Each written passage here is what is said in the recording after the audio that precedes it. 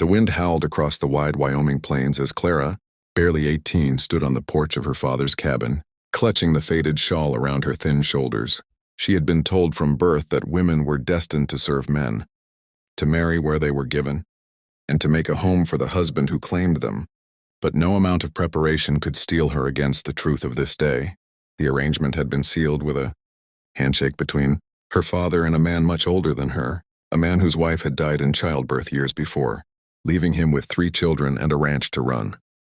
That man was Samuel Carter, a widowed rancher whose quiet, strength and weathered hands spoke of a life spent wrestling with the land. Clara's heart pounded as Samuel approached, tall and commanding beneath his wide-brimmed hat, his eyes soft but unreadable. He had not asked for her. She had been given. The thought burned inside her chest like a hot coal as Samuel tipped his hat and extended his hand. She hesitated, her gaze flickering toward the children peering at her from behind their father's legs, 3 pairs of curious eyes studying the girl who might become their mother.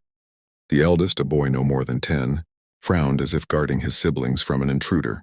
The middle child, a boy of 6, tugged shyly at his father's sleeve, while the youngest, a little girl of 4, clung to Samuel's leg with wide, uncertain eyes.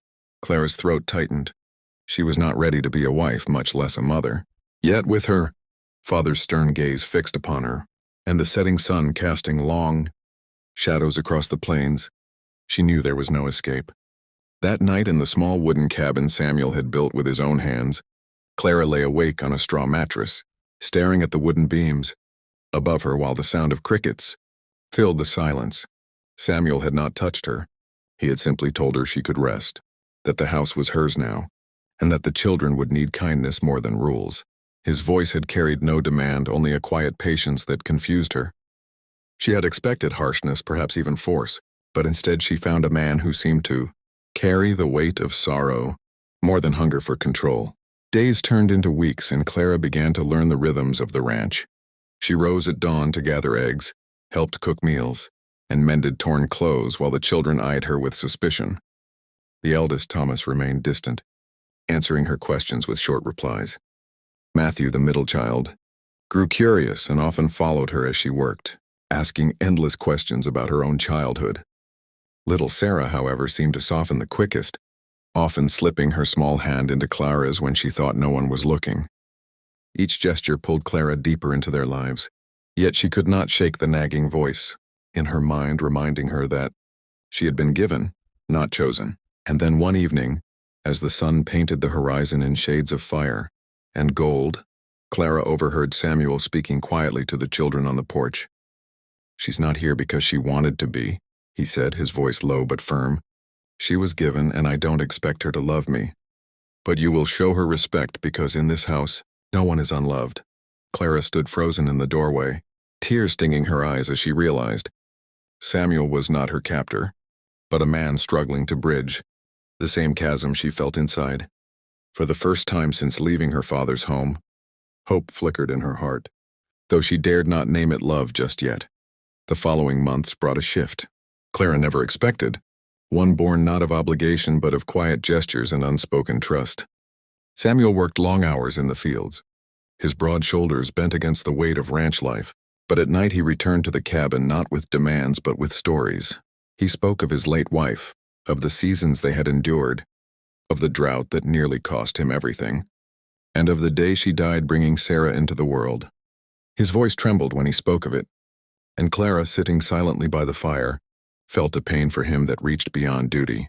She began to understand that Samuel was not just a rancher seeking a young bride. He was a man who had buried love once and never thought he would see it rise again. The children, once distant, slowly began to fold Clara into their world. Thomas challenged her less and started asking for her help with his reading, his guarded eyes softening when she praised his effort. Matthew shadowed her constantly, peppering her with questions about recipes and chores, calling her Miss Clara, until one night he whispered "Ma" by accident, and she turned away quickly so he would not see her tears. Little Sarah clung to her most fiercely, curling up in Clara's lap at night as though she had found a safe harbor she never knew was missing. And somewhere in between the laughter of the children, the quiet of the fields, and the warmth of Samuel's steady presence, Clara felt her fear begin to dissolve.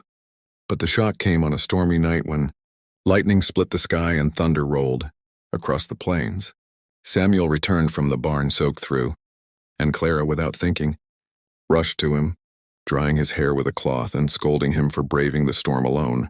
Their eyes locked, and in that moment something unspoken broke free. Samuel reached for her hand, not with ownership but with reverence, as though asking permission rather than claiming it. "Clara," he whispered, "you were given to me. But I don't want what was given, I want what is chosen. I won't touch you unless you choose me. Not because your father said so, but because your heart does." The weight of his words stunned her. For months she had lived in quiet fear of the moment he might demand what society had said was his right. But instead he offered her freedom, the very thing no one else had ever given. Tears blurred her vision as she realized that though she had been given to him, Samuel was giving her back the right to decide her own fate. And when she stepped closer, placing her hand on his chest and whispering, "Then I choose," it was not just a shock to her heart but to the entire household. For the children woke the next morning to find the ranch no longer a place of duty and silence but one where love had taken root again. The girl who had been given was no longer a victim of circumstance but a woman who had found her voice, her place and her family.